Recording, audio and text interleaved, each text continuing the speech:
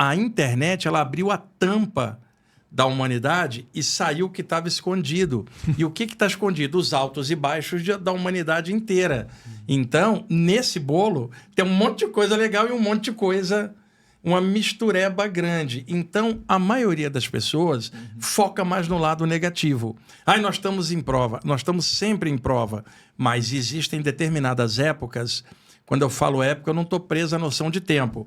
Quando eu digo épocas, igual um ser tem infância, adolescência, adultidade. Eu acho que a humanidade, e eu me incluo na humanidade, eu nunca me tiro, é cheia de birra, teimosia e criancice. Então, me parece que é igual o universo é uma escola, a Terra é uma das salas de aula, corpo é uniforme e nós estamos numa série.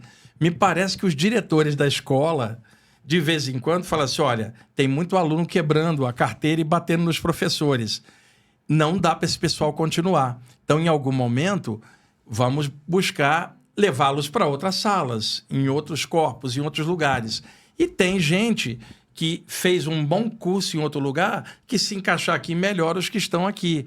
Então, acredito que essas transições, elas sempre ocorreram ao longo da história. Os diretores, se é que eu posso chamar assim, tiram uma leva aqui, põem uma leva aqui, e me parece que nós estamos vivendo uma época novamente disso daí. Não é a única. Nós já passamos tantas coisas. Você imagina, no século XX, na época, você calcula de 1900 a 1945, passamos 2 guerras mundiais, quebra da Bolsa, gripe espanhola, e aí a gente acha que hoje que nós estamos em prova? Não, sempre foi assim. Só que hoje a informação circula muito rápido. E para piorar, muita gente misturou aquela ideia antiga de apocalipse, fim, com a noção de transição planetária. Não é a mesma coisa. Nós não estamos falando de uma punição coletiva e aquela história, justos para cá e injustos para lá. Quem que é o justo, quem que é o injusto? E quem é que tem o julgamento sobre o outro? Se a gente mal conhece a gente mesmo, como é que vai determinar para onde a regeneração vai sair um monte de gente? Eu posso sair, você e quem está assistindo, mas a pessoa nunca acha isso. É sempre o outro da outra religião, da outra linha, o materialista. Pode observar o que eu estou fazendo. E outra, se tiver um expurgo planetário e sair um monte de gente, que legal, a Terra vai ficar legal. Como se ela fosse legal e ficasse aqui e os outros não fossem. Quer dizer, esse tipo de coisa ficou meio embananado.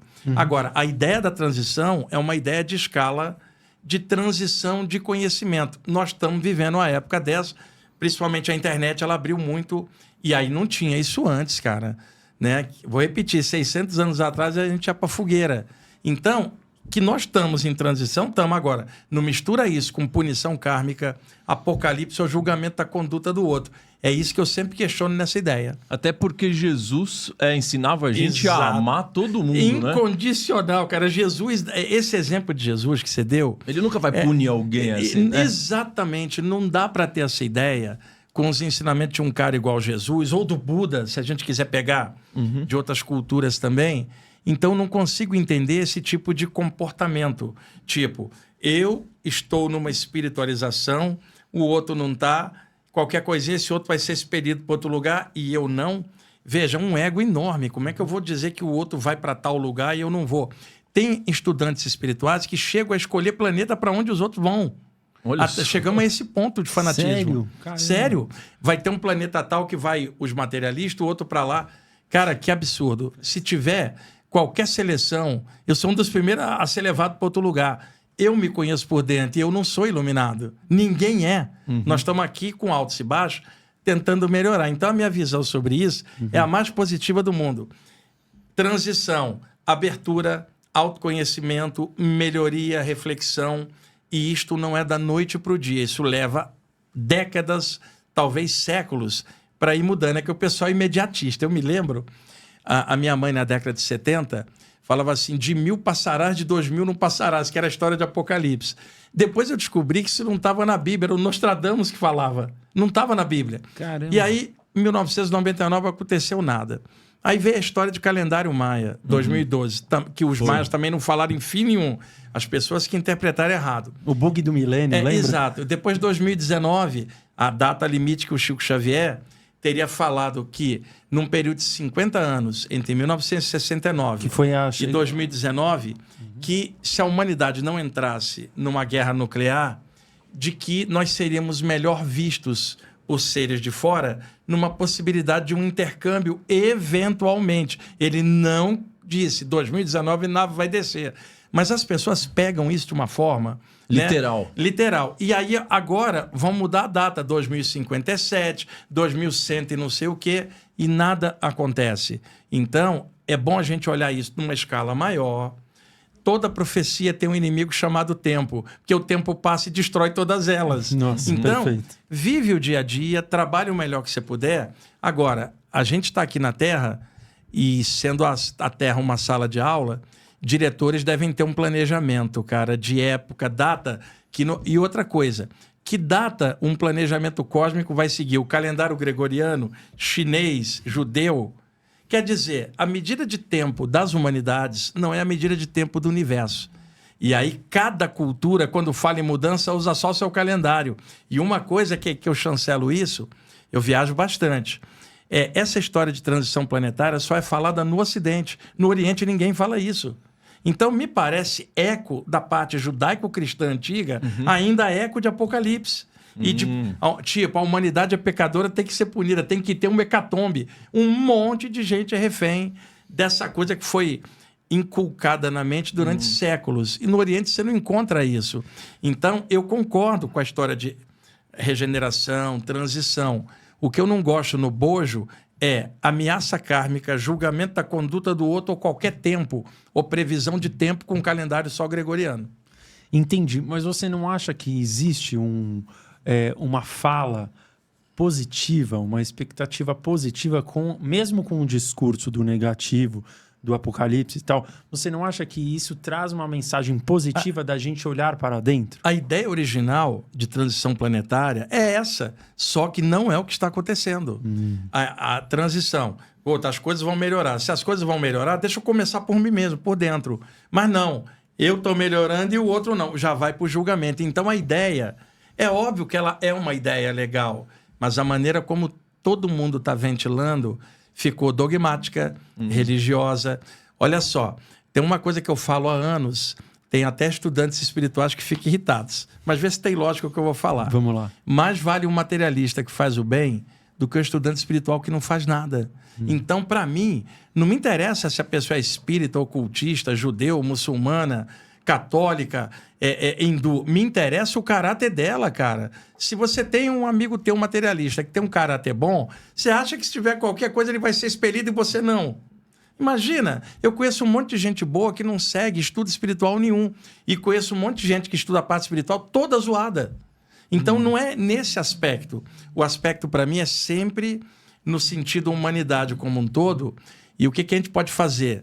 A gente que está tendo acesso à informação, poxa, abre, melhora, cara, aproveita. Nós nunca tivemos uma vida na Terra, nenhuma outra geração teve tanta informação aberta na frente, disponível. num clique. Cara, imagina no passado, aqueles templos internos no Egito, na China, aquela coisa mais esotérica, velha Grécia, bem trancada de mestre para discípulo. Nós nunca tivemos numa vida como essa. A informação toda aberta. Era para a gente melhorar mais rápido, cara. Entendi. Em vez de criar confusão. Então, eu acho que essa abertura toda já é uma transição.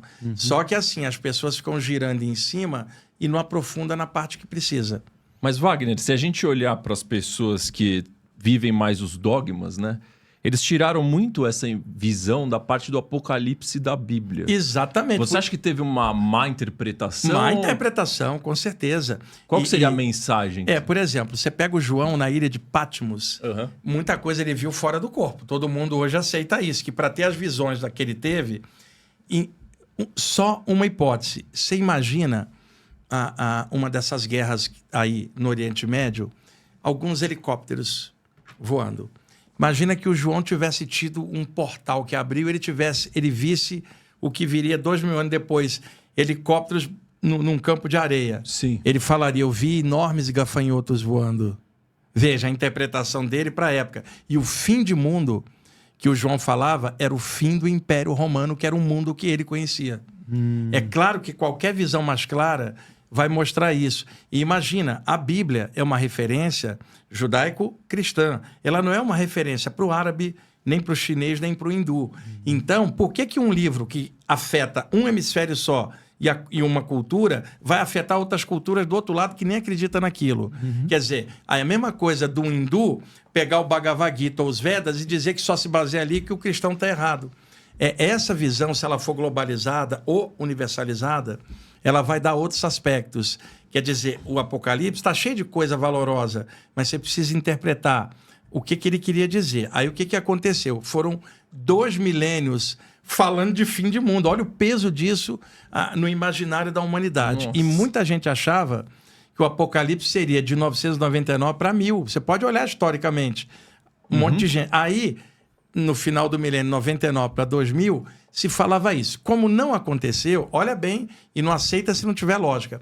Toda aquela atmosfera de 2 milênios falando de fim, ela se esboroou na época do Apocalipse, mas um monte de gente ficou com aquilo encalacrado dentro.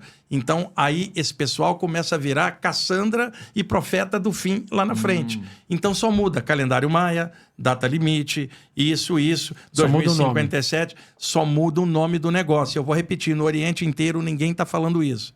Então, é só para as pessoas considerarem que regeneração ou essa reciclagem sempre acontece em algumas épocas da história da humanidade. Nós estamos vivendo algo assim, mas não significa que é algo religioso, dogmático, ou que tem a ver com a cor da pele de alguém, ou a doutrina é só alguém. Não é o fato de estar num estudo espiritual que vai te salvar da tua própria ignorância por dentro. Perfeito. E você fala bastante do Oriente, né? Dos hindus e tal. Eles também têm alguma visão de profecias, igual a gente faz? Toda cultura tem, mas o calendário deles é diferente. Eles falam em 4 yugas, Certo. 4 eras. Cada era leva um tempão, cara.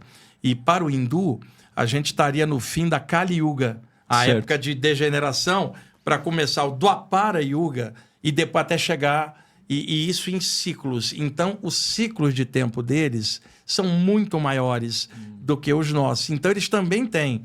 Toda área vai ter sempre a previsão de que vem um novo ser para salvar. Seja a nova volta de Jesus para nós, o Maitreya, o novo Maitreya ou o novo Buda lá no Oriente. Novo Messias para os judeus. O novo Messias para os judeus. E na Índia, o novo Avatar. Dentro da tradição de Vishnu, estaria por vir se chamaria Kalki. Então, o ser humano está sempre em espera de um ser celeste que desça para poder salvar a gente da ignorância de dentro, que é nossa, cara. E é a gente que tem que lidar. Então, é legal que ao longo da história, grandes consciências desçam para deixar exemplos, senão a gente estaria na barbárie. E aí a gente pegar o exemplo para crescer por nós mesmos, não para ficar dependente deles. Então, a gente ficou muito refém. E hoje, se você falar numa evolução e a informação tão aberta, alguém chega e fala assim, você pretende ser salvo? E aí eu falo, mas eu estava condenado ao quê? A não ser a minha própria ignorância que eu mesmo resolvo. Eu não estou esperando salvação, eu espero evolução. E isso é comigo, né? E amanhã ou depois, se descer um ser de luz, ou extraterrestre, o que é que for, eu espero que ele me ajude a me entender para que eu possa fazer dentro de mim o que eu tenho que fazer. Então, ficamos dependendo muito de salvadores de fora e esquecemos de dentro que nós somos o eterno também, uma partícula divina aqui. Então é legal seguir os ensinamentos de grandes mestres, desde que eles tenham ressonância com o que você tem dentro de você mesmo.